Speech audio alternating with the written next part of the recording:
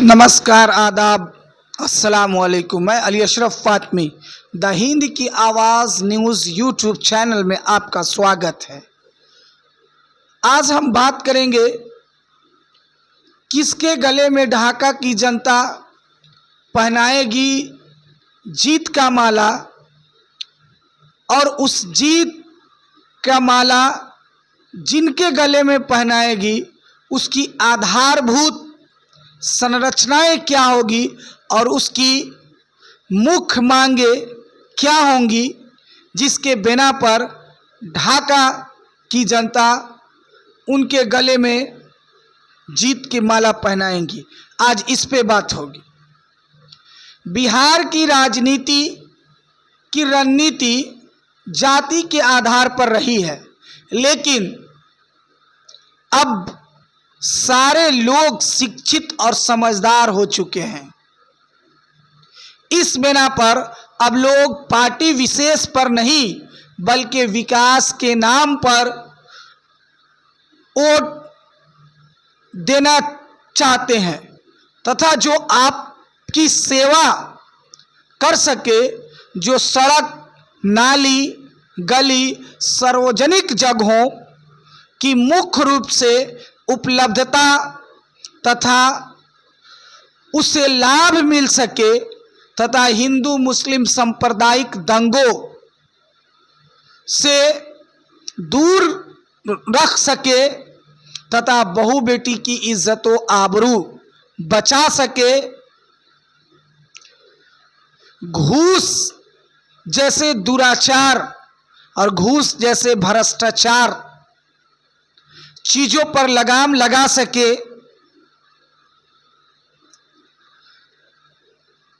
वैसे प्रतिनिधित्व को ढाका की जनता उसके गले में माला डालना चाहेगी। आज ढाका ब्लॉक का हाल ये हो चुका है, जाति, आवासीय या आय या आधार कार्ड का मसला हो या राशन कार्ड का मसला हो, इन मसलों में गरीब शोषित मजदूर काफ़ी परेशान हाल हो चुके हैं। जो 300 की दिहाड़ी कमाते हैं, एक आधार कार्ड को सुधारने के लिए मूल रूप से 50 रुपये लगनी चाहिए, जहाँ पे 300 रुपये लगते हैं।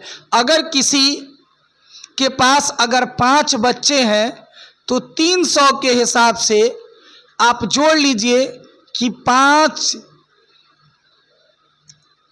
तिहाई 1500 रुपये वह कहाँ से लाएंगे। अगर 1500 रुपये आधार कार्ड बनवाने में अगर खर्च करेंगे तो अपने बच्चों का लालन पालन कैसे करेंगे। इन गरीबों के निदान किस तरह से होंगे, ये भ्रष्टाचार कब हटेगा।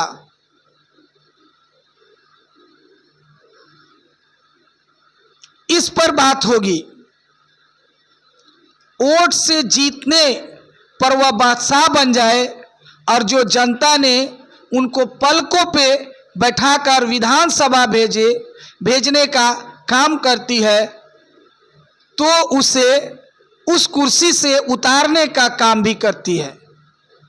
ये बिहार की धरती है, जिस धरती के सपूतों ने छात्र आंदोलन करके इंदिरा सरकार को लोहे का चना चबवा दिया। ये वही धरती चंपारण के ढाका प्रखंड के अंतर्गत बड़हरवा लखनसेन की धरती ढाका प्रखंड के अंतर्गत आती है, जहां से महात्मा गांधी ने 1917 में चंपारण सत्याग्रह की सुर फूंक कर पूरे देश में आज़ादी के आंदोलन का बिगुल बजाया था। ये वही ढाका प्रखंड की धरती है, ये वही ढाका प्रखंड है जिसने एकता और अखंडता का परिचय देकर सबसे पहले आज़ादी के संग्राम में हिस्सा लेने का काम किया। दलित मजदूर, असहाय विधवा, सड़क, नाली गली बिजली नौकरी और पलायन की रोकने की बात करे, उसे ही अपनी पलकों पे बैठाकर विजय बनाना है, उसे ही जीत का सेहरा उसके सर पहनाना है। आज बिहार से पलायन रोकने का नाम नहीं ले रहा है। आज छात्र पटना की सड़कों पर अपना अधिकार मांगने पर लाठी बरसाई जा रही है।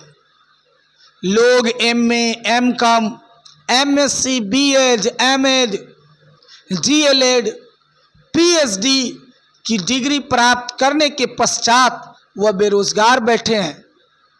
कब तक ये झूठे वादे चलेंगे? और हमारी सरकार की दिन प्रतिदिन तारीख बदलती रहती है। कभी 1,60,000 बहाली की बात की जाती है शिक्षकों की, तो कभी आंकड़ा को घटाकर 27,000 के लगभग बहाली देने का ऐलान होता है, तो उसे भी इलेक्शन के बाद टाल दिया जाता है। मैं उन नेताओं से कहना चाहता हूं, आप कृपया हमारे रोजगार की बात करें, हमारे शिक्षा, नौकरी, पलायन रोकने तथा गरीब मजदूर, दलित तथा ईबीसी, ओबीसी, एसटी, एससी मुसलमानों के साथ दोराचारा व्यवहार करना बंद करें और वोट की ठेकेदारी बंद करें। मैं एक माननीय नेता का इंटरव्यू सुन रहा था।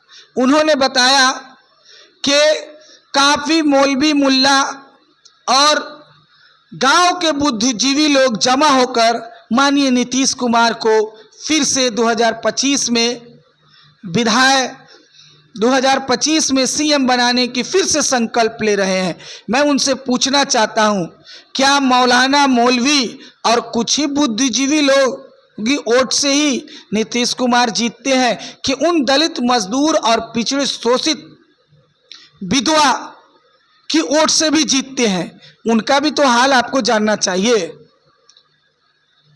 इसलिए सबसे पहले वैसे प्रतिनिधित्व को ढाका से विजय बनाना है जो ओबीसी, एसटी, एससी और सार्वजनिक रूप से नाली गली, सड़क, बिजली और ढाका विधानसभा से पलायन रोकने के लिए कुछ मुनज़्ज़म तरीके का इंतजाम करेगा, उसे ही ढाका की जनता अपने पलकों पर बैठा के विधानसभा में भेजेगी। आजकल जब कोई सहायता और ज़रूरत में पड़ती है तो नेताजी सबसे पहले दरवाजे दरवाजे घूमते हैं, लेकिन जीतने के पश्चात वह नेताजी कभी दरवाजे तक क्या, उनका कॉल पीओ उठाते हैं और हमारी सहायता को देने से और हमें पहचानने से इनकार कर देते हैं। तो ऐसे नेताओं की ढाका प्रखंड के ज़रूरत नहीं है। अगर ये बात आपको अच्छी लगती है तो आप मेरे चैनल को, अगर फेसबुक से देख रहे हैं तो आप फेसबुक पेज को मेरे लाइक करें और मेरे चैनल को फॉलो करें, लाइक करें, शेयर करें और एक प्यारा सा कमेंट करें। मैं अपनी बात इन शायरी के साथ ख़त्म करना चाहता हूँ। मंजिल की जुस्तजू में क्यों घूमता है राही, मंजिल की जुस्तजू में क्यों घूमता है राही, इतना अजीम हो जा कि मंजिल तुझे पुकारे। अस्सलाम वालेकुम, फिर मिलेंगे अगले वीडियो में। जय हिंद, जय भारत,